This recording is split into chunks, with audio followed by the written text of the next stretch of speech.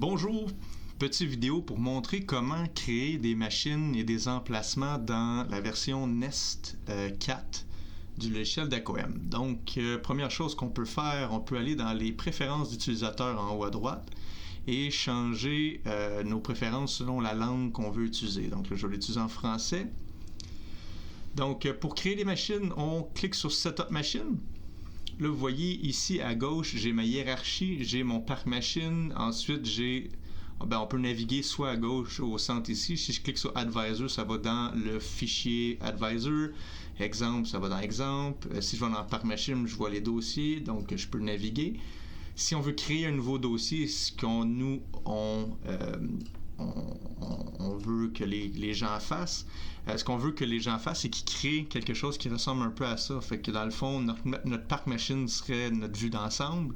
Puis ensuite, on crée des départements. Dans les départements, ensuite, on peut aller dedans. Puis dans chacun des départements, on peut mettre les machines où ce qu'ils vont, etc., etc., etc. Donc pour faire ça ici, on peut... donc je vais créer un nouvel emplacement. On va créer un emplacement. Puis là, ça va être exemple 2. On peut aussi mettre une photo de l'exemple. Donc, ça va être ça, ma photo. Donc là, j'ai créé un nouveau dossier qui s'appelle exemple 2, ici. Puis si je vais dans affichage en mode carte, on voit que j'ai mis la photo d'une usine quelconque. Là, je peux, dans cet exemple-là, créer d'autres emplacements. Donc, salle des pompes, par exemple. Ensuite, on va mettre une photo. Là, on va mettre cette belle salle des pompes-là. Bon. Fait que là, salle des pompes, je peux la glisser où ce qu'elle va dans la vraie vie. Puis là, on peut créer d'autres emplacements. Vous allez voir à gauche ici, ça crée dans exemple 2. Ben, exemple, il y a une petite erreur, mais exemple 2, il y a une salle des pompes. Je peux cliquer dessus ou je peux double-cliquer dans la salle des pompes ici. C'est bien rare qu'on travaille en mode map, c'est juste pour vous montrer qu'est-ce que ça fait. En mode vignette ou en mode liste. Le mode liste, c'est mon mode préféré pour naviguer. On peut plus facilement voir qu'est-ce qui est quoi puis qu'est-ce qui est où. Fait qu'on peut voir qu'est-ce qui est approuvé, les dernières dates de mesure, qu'est-ce qui est en retard, tout ça.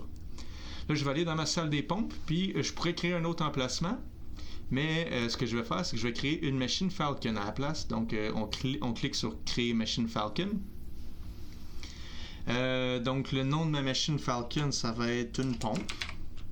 On peut lui donner ce qu'on peut faire, c'est donner la désignation qu'il y a dans notre logiciel de gestion. Fait que le secteur ou peu importe l'étage, le nom de pompe. Là, on peut marquer, exemple, si on veut, pompe de circulation.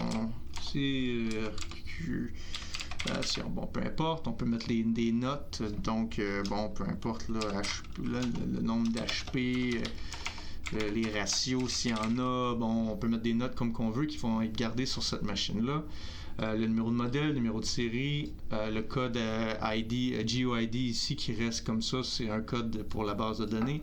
On peut donner une criticité à notre machine et on peut y assigner un QR code.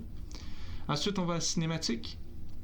Dans cinématique, nous, ce qu'on conseille, donc, c'est de prendre un triaxial comme type d'instrumentation. Le mode de setup, allez mettre le mode Accurex pour avoir le diagnostic automatique. Le mode Smart Template, c'est le système crée vos paramètres de monitoring, mais il n'y a pas de diagnostic automatique. Et on peut changer les niveaux d'alarme. Donc, dans le mode Accurex, on ne peut pas changer les niveaux d'alarme. Le système nous donne un diagnostic. Le mode Smart Template, le système nous donne pas de diagnostic, mais nous permet de changer les niveaux d'alarme. Et le mode modèle, on crée tout à partir de zéro. Fait qu'on a carte blanche. Donc, on va aller en mode Accurex.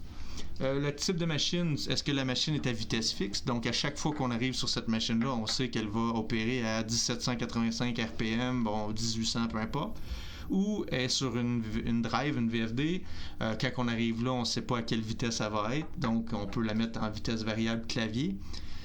Sur le Falcon, ça va nous demander de prendre la vitesse au strobe ou quelque chose comme ça.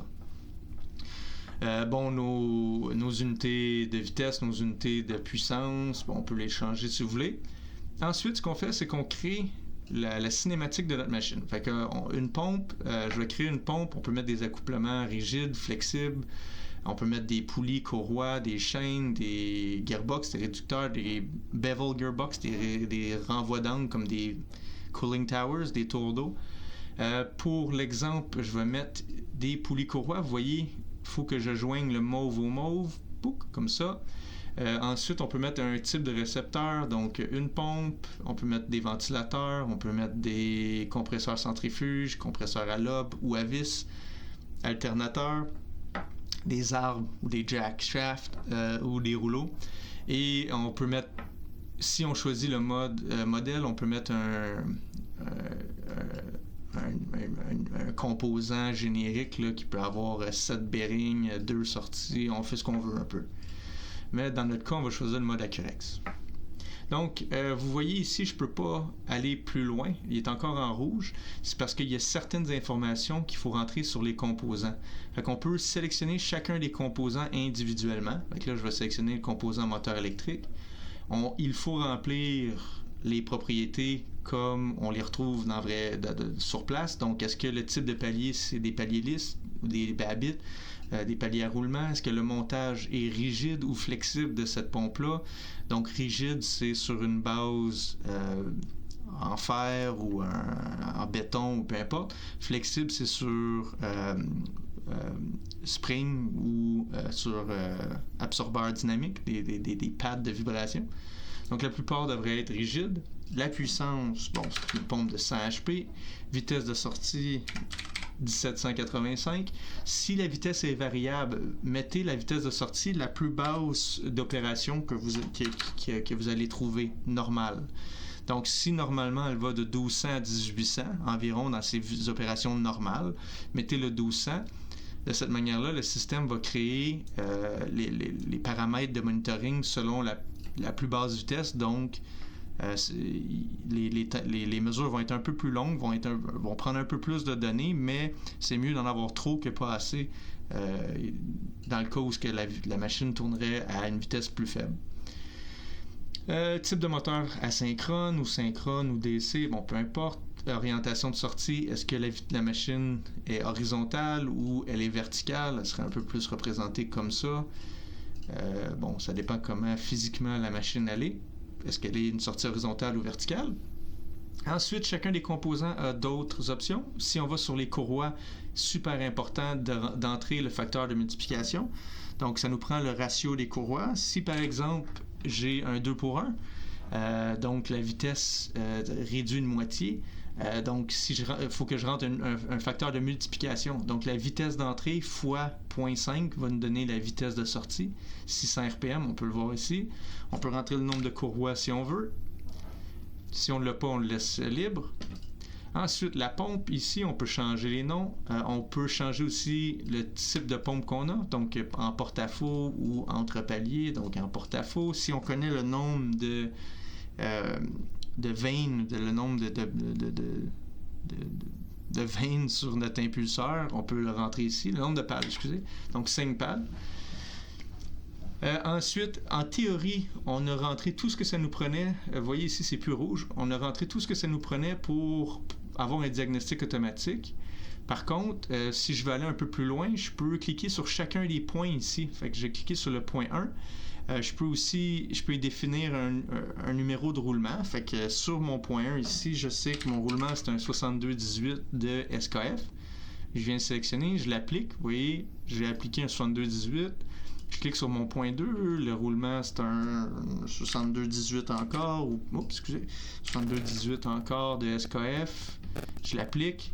On peut aussi enlever certaines directions. Si jamais on n'a pas un triaxial, mais on a des monoaxes avec des câbles puis une petite boîte de jonction, on vient enlever les points qu'on n'a pas de besoin.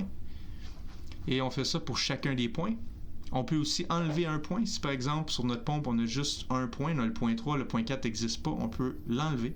Ou s'il n'est pas accessible, parce que c'est dangereux d'y aller, on peut l'enlever. Et dans le futur, on va pouvoir revenir le réactiver pour, si jamais on met par exemple un capteur permanent, on vient le réactiver, comme ça on n'est pas obligé de refaire notre machine. Donc super important de créer la machine avec le nombre de points qu'elle a réellement, au cas où que dans le futur, on veut réactiver certains points. Donc, si on va à stratégie ici, donc si la machine est en... Le diagnostic de la machine est normal, tout est beau, on va y aller à tous les 60 jours ou on peut le changer tous les mois, bon, peu importe. S'il est en alarme, on va y aller aux 2 semaines, on va y aller un peu plus souvent. Donc, ça change pas grand-chose, c'est qu'il y a un moyen dans le logiciel de filtrer par où est-ce qu'on est en retard dans nos machines. Les conditions de fonctionnement, c'est surtout bon pour les compresseurs à vis. On peut rajouter certaines conditions d'opération. Fait que, par exemple, la load est à 100% sur le compresseur à vis. Je viens rajouter ici. Puis on peut rajouter certains autres modes. Fait que quand on va prendre une mesure sur la machine, on peut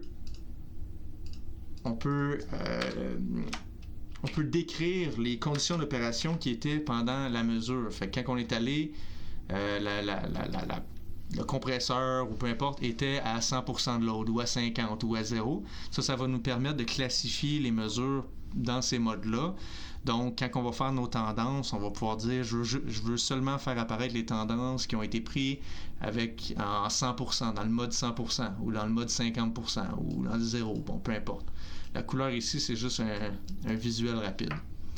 Donc ça ici, c'est à quoi servent les conditions de fonctionnement. Dans mesure ici, c'est toutes les mesures qui ont été faites automatiquement par le système pour monitorer la pompe. On voit ici que sur le moteur, il y a des points qui ont été désactivés. Non, ah oui, sur le point 2 ici, j'en avais désactivé. Fait qu'il était disparu ici de mes points. Si on veut, on peut rajouter des groupes process. On peut rajouter un groupe scalaire DC. Donc, on peut l'appeler groupe process si on veut. On peut changer le nom parce qu'on désire.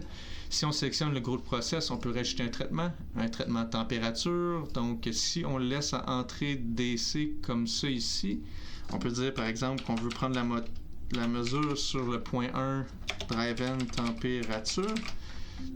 Lorsqu'on va aller prendre nos mesures de vibration, le système va nous demander de prendre une mesure de température sur mon point 1 moteur drive-in. On peut rentrer différentes sortes de mesures process. Si par exemple on voudrait mesurer et suivre en tendance une pression au outlet, bon peu importe, ben on peut demander une pression outlet qu'on va saisir au clavier, puis ça va être des PSI.